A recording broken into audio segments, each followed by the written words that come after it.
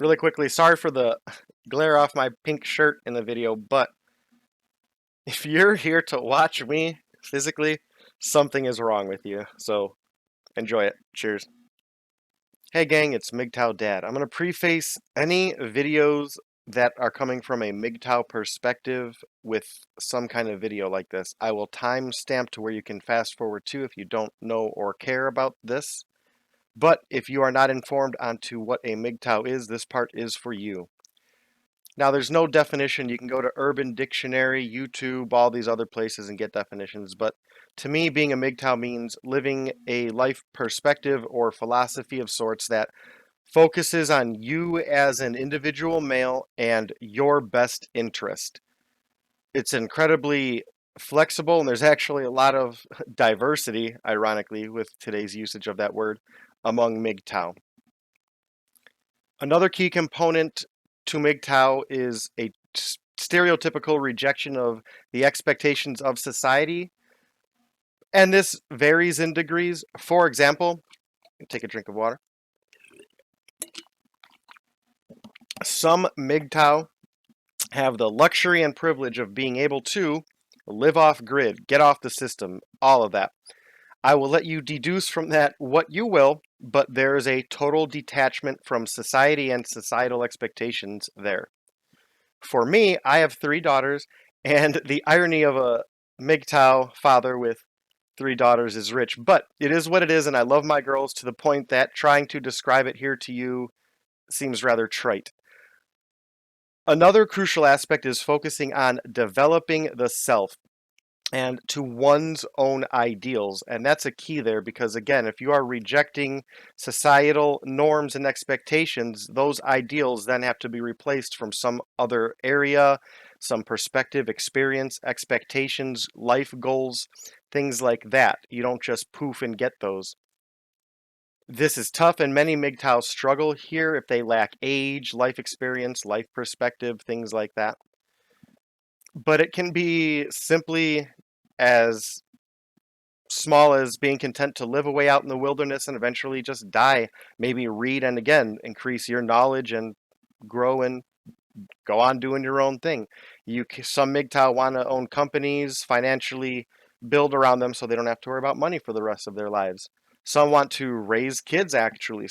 Again, I love being a father. Some like to mentor males. Some are religious MGTOW. Again, to me, that's ironic, but it is what it is. And there are MGTOW who either don't have much crossover with me, and many I would not personally call MGTOW at all. But again, I'm not going to get into the no true MGTOW fallacy here. Ultimately, the main aspect of MGTOW is, even as you listen to this offhand, I don't care about what you think. I don't know you. I have no reason to assume you or your opinions are valid, profound, worth even listening to. The way you interpret my information, similarly, I don't really care. This is mostly for me and for the few individuals that connect. I've met tons of people who I no longer see. I've spoke to people via text-based mediums that I'll never see, never meet. You're likely one of them. If not, if you're not one of those people so clingy to societal expectations, then ultimately you don't really care what I think about you anyway, or what I would think about the way you interpret this. So that's the beauty about having a MGTOW philosophy to that degree, is shedding those expectations can be extremely liberating, but again, taken into context. And yes, there are MGTOW scum. There are also mothers who molest and sell their kids for drug money. There are social workers who exploit women like that and run social trafficking outfits, labor unions that focus on individual profit over laborers, all kinds of issues. If your brother, if your parent, if your lover, or your peer embodies something, does it mean that you embody those same principles simply by association? Or are you the person who defines you? Again, those things can be indicators, they can be evidence of things and facets of you, but gems can have dozens, if not hundreds of facets, but so too can a simple basic stone. I want to get to that one day. It's a philosophical thing I'm trying to hash out in my head. My point is, not all MGTOW are created equal. Because as I want to say, even amidst wolves, I'm walking among sheep. That's MGTOW 101 for MGTOW Dad. Now on to Tim Pool. Tim Pool talks about society, and I think it's interesting based on how I view society as a individual MGTOW. First, you'll get used to hearing me say, I don't blame tools, I don't blame institutions, I don't blame ideas, I blame people. If you give me a hammer because you see my house is in need of repair and give me some nails, and I take that hammer and then go to your neighbor and say, give me your stuff or I'm going to bash you in the head with this hammer, the problem's not the hammer, because absent that hammer, I would pick up a rock, a spear, sticks, I would just verbally threaten you, get a gun, or do whatever it would take, because again, giving a person that tool, knowing they're prone to take those tools and use them outside of the scope of their use and enact violence on people, again, you're not solving the problem by taking away the rock. You need to solve the problem of when that person gets their hands on something, what they're going to do with it. So society is a tool, and justice is a part of society. Justice is another tool. MGTOW, again, generally shun society to more or lesser degrees. I am linked a lot more intrinsically with society simply because I won't abandon my 3 girls to the masses. I consider myself the bulwark between them learning to be a part of society but not dictated and swallowed up by it. And if I didn't have my kiddos, I'd probably be gone somewhere, try to live my life out alone again, be that guy in the woods doing nothing. And maybe I will be when I get older, but we'll see. Again, those are videos and conversations for other days. But the point is, I'm going to play a clip slightly sped up for time and edited for Tim tends to stray off the topic a couple times, but I will link it directly below so you can view it in its entirety. Because again, I'm not changing the substance of it, but I understand with everything going on today, some people call things like that into question. So again, it is linked to watch in its entirety, but here's that video. You know, we need people of strength and merit, determination and mental fortitude and willpower to say, I know what's right, I know the law, I know what's wrong, and I'm not going to play politics. But the judge said, I'm going to wait for the jury. I can respect that to a degree. But if it were me, yeah, I'm not playing those games. If I were a judge, we had a conversation yesterday on Timcast IRL. And I said this, you know, we had Michael Malice on the show. You guys, you probably know him. He's an anarchist. And we talked about convicting people being on a jury. I said, listen, be warned. Because if I'm on a jury, there is almost no circumstance in which I will convict someone. There is almost no, on a grand jury, there is almost no circumstance where I would return an indictment. Almost no circumstance. If it involves kids, if there are crimes with serious victims, and there's evidence beyond a reasonable doubt, I believe in our system to find justice. But I'm not going to play games with doubt. I will not condemn someone to prison because I'm unsure. And you're not supposed to. It's supposed to be beyond a reasonable doubt, right? Well, I'll tell you this.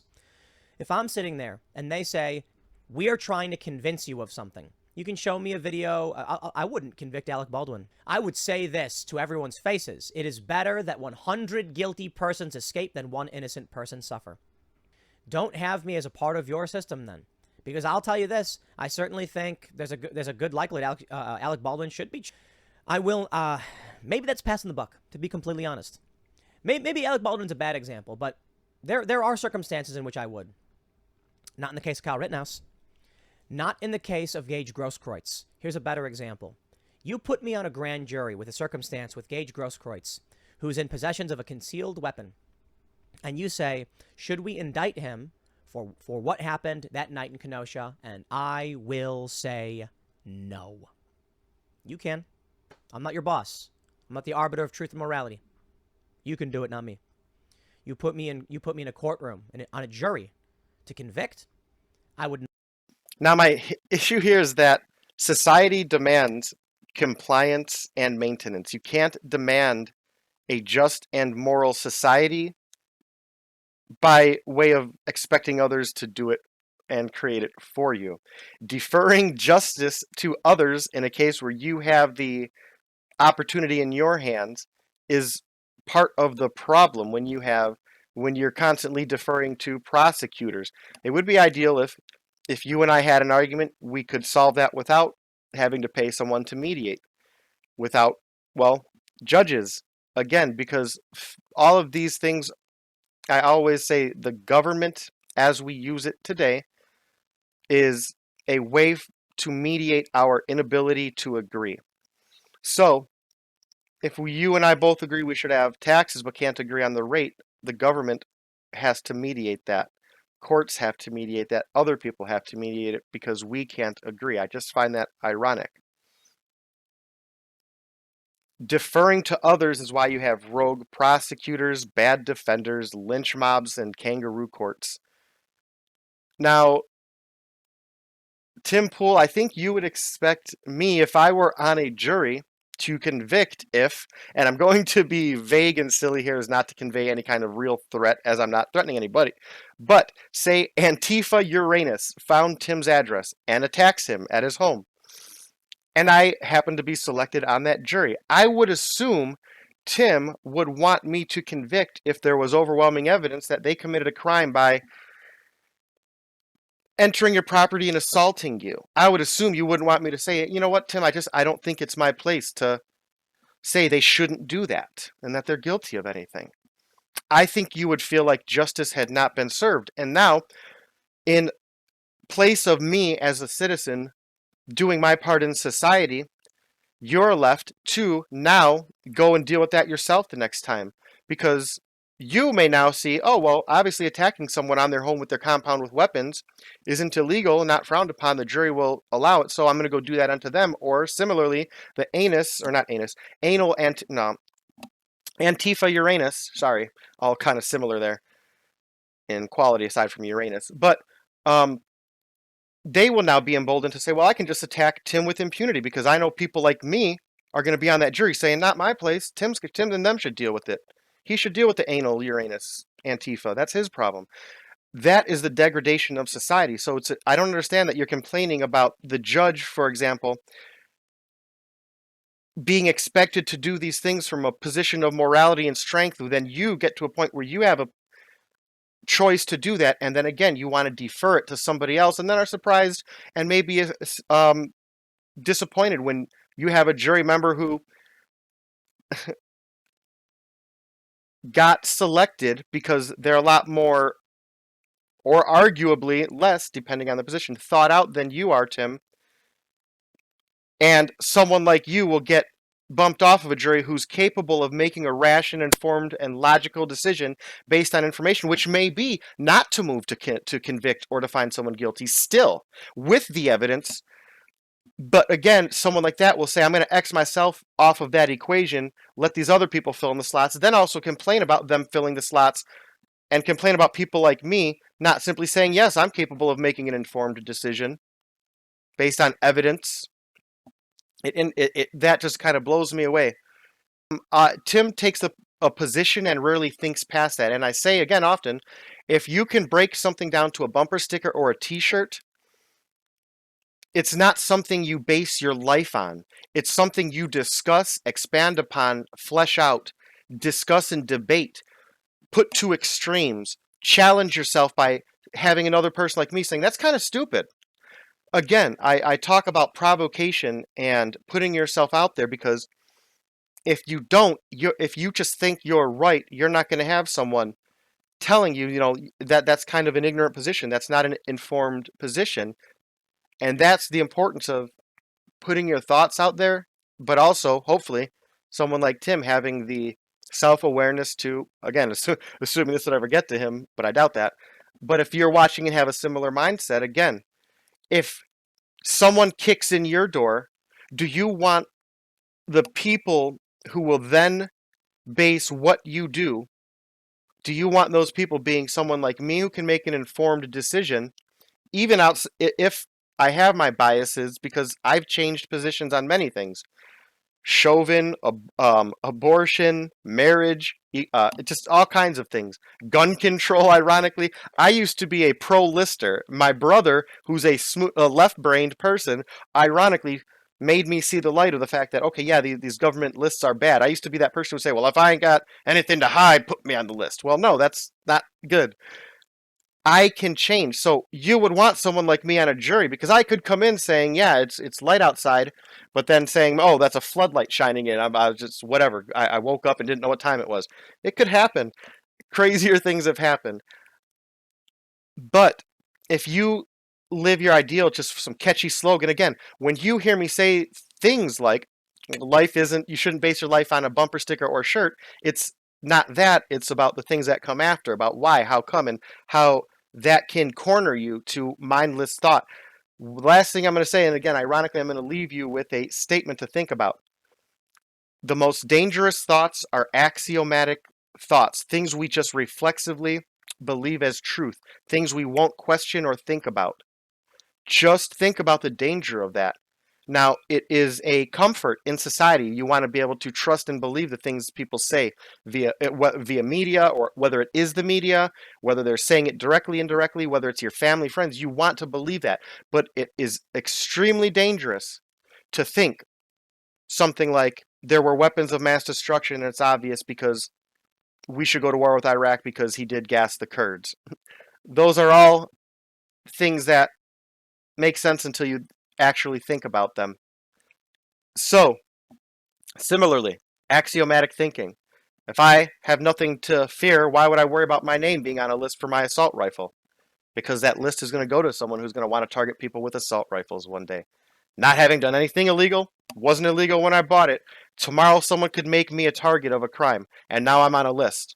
Just think about that. That could be your political affiliation. If you're a Democrat, you should hypothetically fear Donald Trump getting the power to come in and say Democrats are a thing, a hate group, because they say this. You don't want the people and things concepts broken down to thoughtless nuance, I guess, lack things that lack that nuance. The people are so different, and again, it's very dangerous. Axiomatic thought, reflexive thought, don't do it. Cheers.